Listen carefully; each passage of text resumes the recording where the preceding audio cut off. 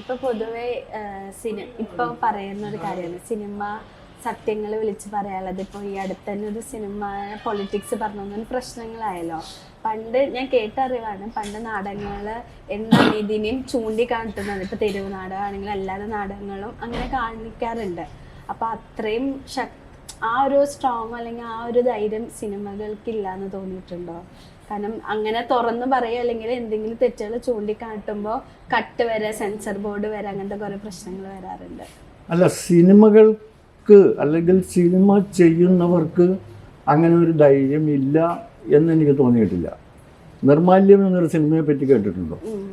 അതിൽ ഒരു climax scene, അതിലൊരു ക്ലൈമാക്സ് സീൻ ഉണ്ട്. എന്താണ് അതിലെ കേട്ടിട്ടുണ്ട്.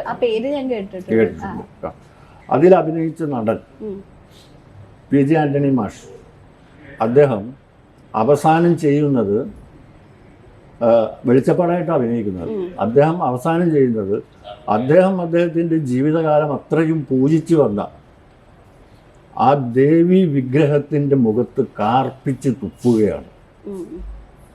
എന്നിട്ടും ആ സിനിമ നാഷണൽ അവാർഡ് വാങ്ങിച്ചു.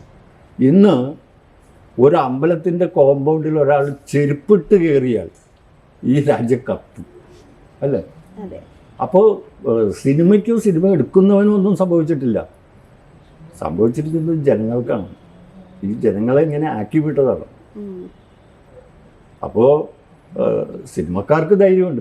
പിന്നെന്താണെന്ന് വെച്ച് കഴിഞ്ഞാൽ, അന്ന് സിനിമ എടുക്കുമ്പോൾ അവർക്ക് അവരുടെ മനസ്സിലുണ്ടായിരുന്നത് തങ്ങളിലുള്ള ആശയം, തങ്ങൾക്ക് പറയാനുള്ളത്, അത് രാഷ്ട്രീയമാകാം, മതമാകാം, ചരിത്രമാകാം, എന്തുമാകാം, അത് പ്രേക്ഷകരോട് പറയുക എന്നുള്ളതായിരുന്നു.